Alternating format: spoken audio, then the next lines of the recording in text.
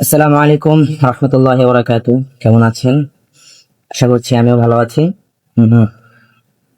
আপনারা লাস্ট আমার পেজে যে পোস্টটা দেখছেন, সেটা হয়তো অনেকে মনে করতেছে যে এটা অন্য কেউ পোস্ট করছে।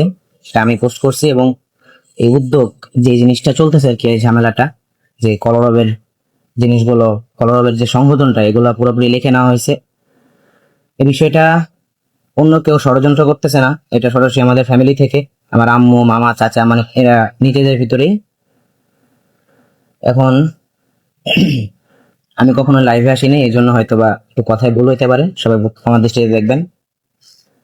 তো আজকে আমি কিছু প্রশ্ন নিয়ে আসলাম। অনেকে বলতেছে যে গালিব, তুমি ভুল পথে হাঁটছো। তো যারা তোমাকে এতদিন বড় করলো, এত কিছু করলো, তাদের সাথে তুমি এরকম ব্যবহার করতেছো। এখন সবচেয়ে বড় কথা, আমার ফ্যামিলি যেদিকে আছে এদিকে তো অবশ্যই আমাকে থাকতে হবে। আর এরপরও আমি যখন মানে এই যে বিষয়গুলো সব কিছু যখন জানতে পারলাম, আমি নিজে নিজে বিশ্বাস করতে পারতেছি না যে মানে এইরকম কিছু হইতে পারে। আর দেখুন, কলরব শুধুমাত্র একটা সংগঠন না, এটা একটা ব্যবসায়িক প্রতিষ্ঠান। ঢাকা দক্ষিণ সিটি কর্পোরেশন 13 নং ওয়ার্ডের করা ট্রেড লাইসেন্স অনুযায়ী এই কলরবের মালিক রশিদ আহমদ ফেরদৌস চাচ্চু। এখন আমার প্রশ্ন হলো, এই কলরব যদি একটা ব্যবসায়িক প্রতিষ্ঠান হয়, তো এটার মানে মালিক, হ্যাঁ, এটার মালিক কিভাবে আরেকজন হইতে পারে? সেখানে আমার বাবা এই প্রতিষ্ঠানটা প্রতিষ্ঠিত করছে, ঠিক আছে, এরপরে তো উনি কাউকে লিখে দিয়ে যান নাই, বা আমার কোনো এমন কেউ নাই, কোনো অভিভাবক যারা কলরবের দায়িত্ব নিছে। আবু মারা যাওয়ার পরে অন্যান্য যারা ছিল আমার ফ্যামিলি থেকে, সকলেই ইয়ে করছে, যে কলরবে যারা চালাইতেছে ওদের হয়তো ভালো অভিজ্ঞতা থাকতে পারে। তো সেই অনুযায়ী ওনারা কিছু মানুষের দায়িত্ব দিছে যে তোমাদের কলরব তোমরা চালাও। তো এরপরে আস্তে আস্তে এত বছর পরে জানা গেল যে, মানে আমি শুনলাম যেভাবে ট্রেড লাইসেন্স করা হয়েছে, আরো বিভিন্ন কিছু। তো এটা খুবই দুঃখজনক। কারণ আমার প্রশ্ন হচ্ছে, উনি কিভাবে মালিক হইলেন? ঠিক আছে, কলরবের মালিক রশিদ আহমদ ফেরদৌস চাচ্চু, উনি তো নিজে কোনো শিল্পীও না বা কিছু না, উনি কিভাবে মানে কলরবের মালিক হইলেন? এটা হলো আমার সবচেয়ে বড় প্রশ্ন।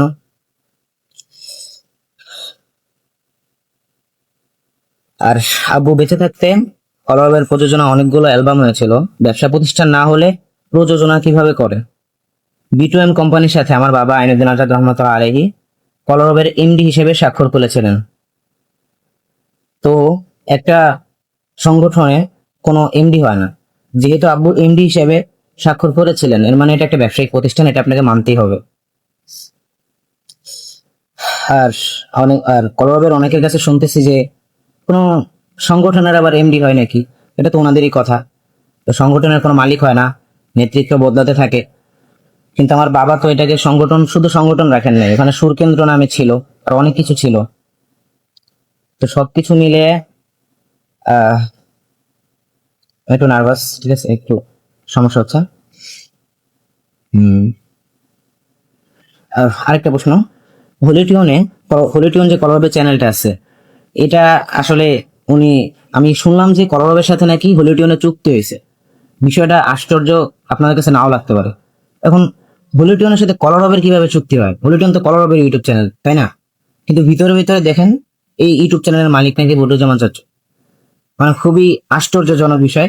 হলিটিউন থেকে যা ইনকাম হয়, এর থেকে 30% কলরবের ইনকাম, আর বাকি 70% হলিটিউনের। মানে হলিটিউন কি, এটা কলরবের বাইরে কিছু, এটা আলাদা একটা প্রতিষ্ঠান যেটাকে বদরুজ্জামান চাচ্চু নিজে প্রতিষ্ঠিত করছে।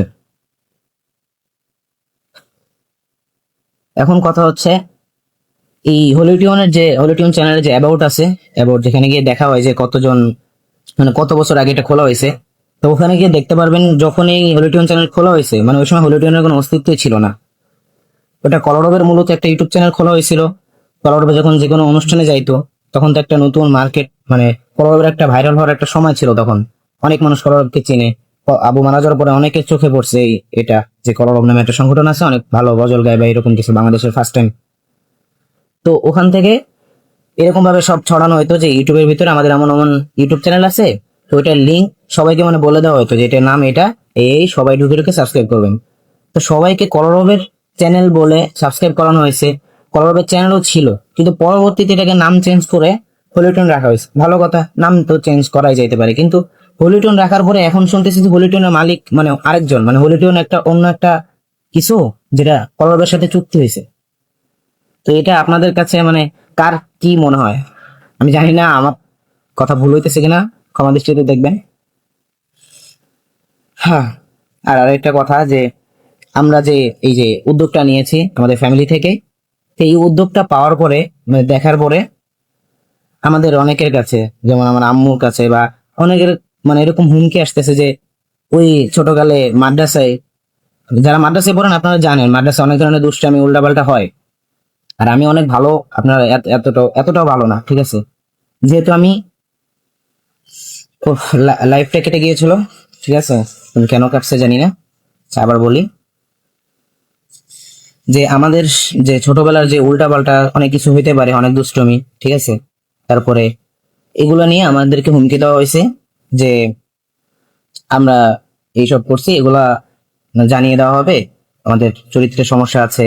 তারপর আমার আম্মুকে, আমার বোনকে, মানে এদেরকে একটা হুমকি দেওয়া হয়েছে, আমাদের চরিত্র নিয়ে কথা বলা হয়েছে। সেটা হলো কি বলবো, মানে উনি আমাদের এত সিনিয়র একজন মানুষ, ওনাকে আমরা বললাম আমাদের অধিকারের কথা, আর উনি আমাদেরকে ভয় দেখায় যে কেন এগুলা করছে। হ্যাঁ, আজকে কলরবের অফিসিয়াল পেজ থেকে আমার মাকে নিয়ে অশালীন মন্তব্য করা হয়। এই কলরব কিভাবে সুশৃঙ্খল, মানে আমি বুঝি না।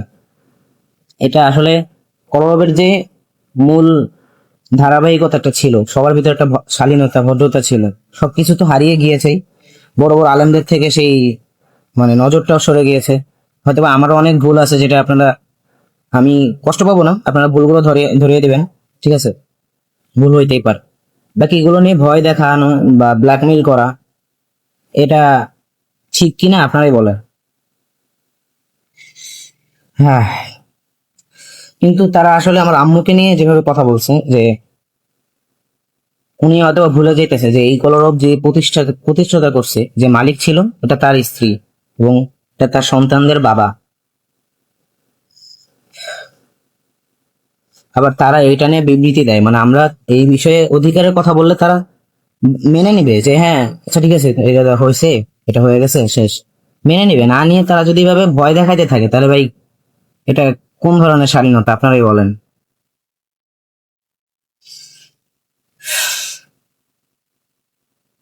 আর আপনারা জেনে রাখেন যে পত্রপত্রিকার যে বিষয়গুলো, যে পত্রিকার ভিতরে যেসব খবর এসেছে, সেগুলো কোনো কিছু ভুয়া নয়, সেগুলো আমাদের সকলের পরামর্শে, আমাদের ফ্যামিলিগতভাবে সেটা ছাপানো হয়েছে। এখন এটা নিয়ে ইনশাল্লাহ আমরা অনেক কিছু চেষ্টা করছি, যারা যা করেছে দোয়া করি এগুলো যেন ঠিক হয়ে যায়, আল্লাহ তাদেরকে হেদায়েত দান করে, এবং খুব শীঘ্রই আমাদের যতটুকু সম্ভব আমরা অতটুকু করব। আর এই যে খবরগুলো, এটা হলো বড় একটা কথা যে অনেকে মনে করতেছে এটা স্ক্যাম বা অন্যান্য বা কলরবের বিরুদ্ধে যারা অনেক কথা বলে, অনেক কিছু বলে কলরবকে মানহানি করতে চায়, ওগুলো তো করবেই ভাই। কারণ কলরবের ভিতরে তো ওইরকম মন মানসিকতা মানুষ কয়জন আছে? যারাই আছে বড় বড়, সকলের কিছু কিছু ভুলের কারণে কলরবের দোষারোপ করতে হয়। দেখা গেছে কলরবের একজন শিল্পী একটা জায়গায় একটা উল্টাপাল্টা করে বসছে, তো তার জন্য পুরো কলরবকে দোষারোপ করা, যে কলরবের চরিত্র খারাপ, কলরবের এই হয়েছে এই হয়েছে। হম। আর একজন বলতেছেন হুমকি কে দিছে? হুমকি আমি বলতেছি যে হুমকি যাদের যাদের বিরুদ্ধে আমরা বলতেছি, রশিদ আহমদ ফেরদৌস, বদরুজ্জামান চাচু, ওনাদের কাছ থেকেই হুমকি আসছে যে গালিবের বা রহির এদের ভিতরে যাদের বিষয়ে যা জানে বা মাদ্রাসায় থাকতে যে অনেক কিছু আছে, হুজুররা তো কি করবে, কোনো উল্টাপাল্টা করলে গার্জিয়ানের কাছে বলে। আর ওই সময় গার্জিয়ান কে ছিল? বদরুজ্জামান। তো সেই হিসেবে সবকিছু তার কাছে বলা হয়েছে। এখন সে আমার ওই ছোটবেলার ওই বিষয়গুলো নিয়ে আমাকে ব্ল্যাকমেইল করতেছে। সরাসরি আমাকে বলে নাই, অবশ্যই আমার ফ্যামিলির কাছে বলছে, তাদের কাছ থেকে আমি শুনছি। আর আমরা আমাদের মূলত অধিকারের জন্য নেমেছি। তো যারা আজাদ ভক্তরা আছেন, বাবাকে ভালোবাসেন, তাদের কাছে রিকোয়েস্ট করবো তারা আমাদের সাথে থাকবেন।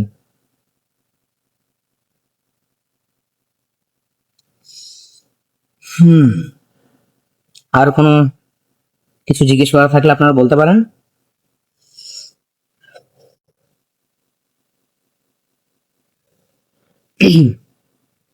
আর একটা কষ্টের বিষয় হলো যে কলরবের যে অফিসটা আপনারা দেখেন, যারা কলারবের গিয়েছেন অনেক আগে, তারা দেখছেন যে কলারবের একটা অফিস ছিল, সেটা আমার আব্বু আব্বু নিছিল।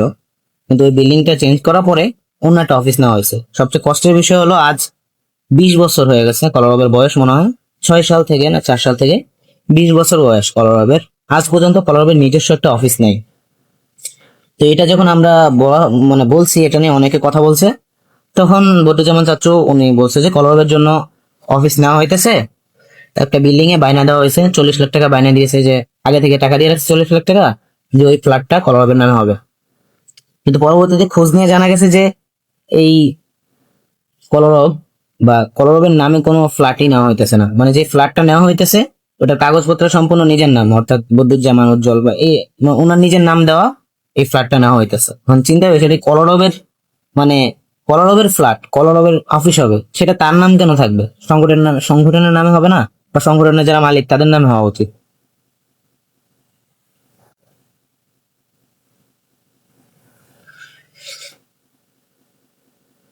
অবশ্যই তখন আমি ছোট ছিলাম, আর আমি অবশ্যই সকলকে অনেক সম্মান করি।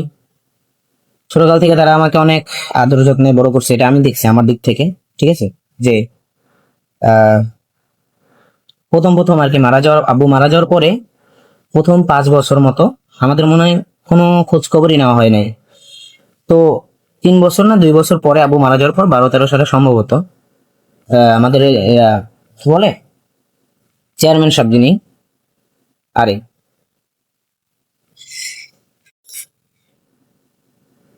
ইসলামী আন্দোলন বাংলাদেশের যিনি মেন, ওনার সাথে অনেক কথা হয়েছে এই বিষয়ে। কারণ আব্বু তো ওখানে একজন ছিলেন, ইসলামী আন্দোলনের একজন কর্মী ছিলেন।